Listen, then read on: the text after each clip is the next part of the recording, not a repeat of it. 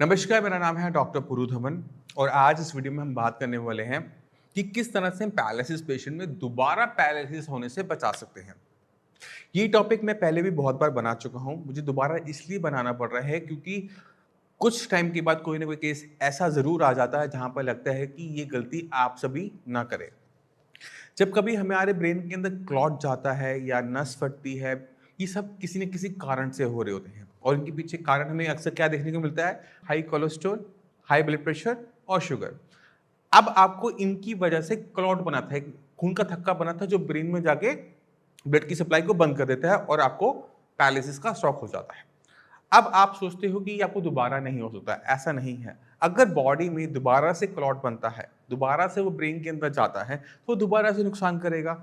अगर आप पैरालिसिस के पहले से ही शिकार हो, दोबारा से पैरालिसिस होगा, तो ऑब्वियस है कंडीशन पहले से बेटर तो होगी नहीं और खराब हो जाएगी। तो आप सभी को समझना पड़ेगा कि आपको अपनी इन कंडीशंस को कंट्रोल में रखना होता है। इनके लिए जो मेडिसिन्स होती हैं, चाहे कोलेस्ट्रॉल की मेडिसिन्स हैं, चाहे खून पतला करने की मेडिसिन है, चाहे हाई बीपी की मेडिसिन है, शुगर की मेडिसिन्स हैं, ये आपको ठीक नहीं करेंगी। मानता हूँ। आप पूरी ज़िंदगी खा लो, आपकी जो दिक्कत है चलने में, बोलने में, हाथ चलाने में, वो बनी रहेगी, मानता हूँ। मगर ये आपको दोबारा से पैरालिसिस का शिकार होने से बचा सकती हैं।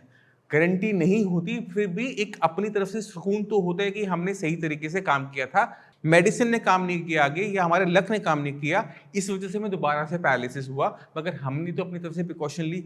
तो जो भी पेशेंट अपनी कोलेस्ट्रॉल की मेडिसिन बंद करता है, बीपी की मेडिसिन बंद करता है, अपनी खून पतला करने की दवाई बंद करता है, उनको दोबारा से पैरालिसिस होने की शिकार बनने के चांसेस बढ़ जाते हैं। तो आप सभी ने अपनी ये मेडिसिन को लाइफ टाइम बंद नहीं करना और खासकर अपनी मर्जी से बिल्कुल भी नहीं करना। आपको कुछ भी लगता है कि मेरे को बीपी की दिक्कत अब तो है नहीं, मुझे मेरा कोलेस्ट्रॉल ठीक आ रहा है या इससे कोई मुझे फ़ायदा हो नहीं रहा, अपनी मर्जी से दवाई बंद नहीं करनी। आप डॉक्टर से जाके पूछो, डॉक्टर आपको रास्ता दिखाएगा कि हम कर सकते हैं या नहीं कर सकते। अगर वो दवाई वहाँ पे रखी हुई है आपके लिए, तो उसके पीछे कोई ना कोई कारण ज़रूर है। उस कारण को समझते हुए तब एक्शन लिया करो। अपनी मर्जी से एक्शन लेते हो, बहुत खराब केसेस हो जाते हैं। अभी 2 दिन पहले एक पेशेंट को देखा, 3 बार पैरालिसिस हुआ था। मैंने पूछा मेडिसिन क्यों छोड़ी? एक सिंपल सा आंसर मिलता है, मुझे कोई आराम नहीं आ रहा था। वो मेडिसिन आराम पाने के लिए नहीं होती। ये सारी मेडिसिन्स आपको दोबारा से बीमार ना पड़े, पैरालिसिस का स्ट्रोक ना पड़े, इसलिए दी जाती है। तो मेरे आप सभी से हाथ जोड़ के विनती है कि ये जो मेडिसिन्स मैं आपको बता रहा हूँ, इनको आप अपनी मर्जी से नहीं हिलाएँगे। ये आप सभी के लिए जनहित में जारी है कि गलतियाँ ना करें, दोबारा पैरालिसिस के मरीज़ ना बनें। अब जब पेशेंट पैरालिसिस का आता है ना, उसके माइंड में बहुत सारे डाउट आने शुरू होते हैं।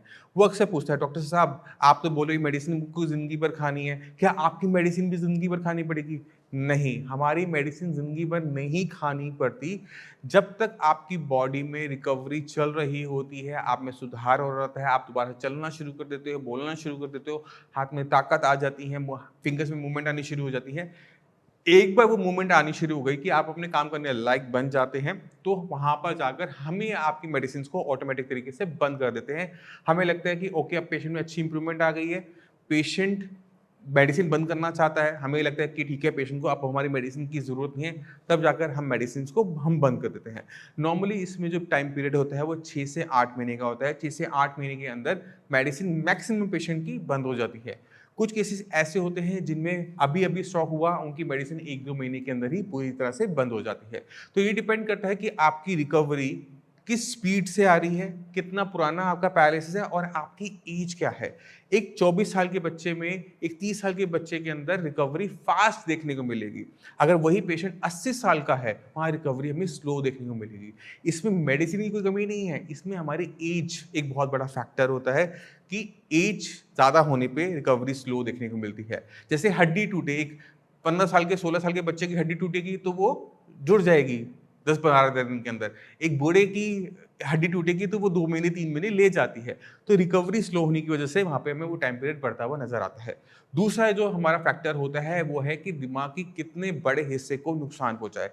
अगर वो छोटे से हिस्से को पहुँचा है, रिकवरी फास्ट है क्योंकि नुकसान भी कम हुआ था। अगर ब्रेन का बड़ा हिस्सा नुकसान उठा लेता है तो उसे रिकवरी करने में टाइम भी ज़्यादा लगता है।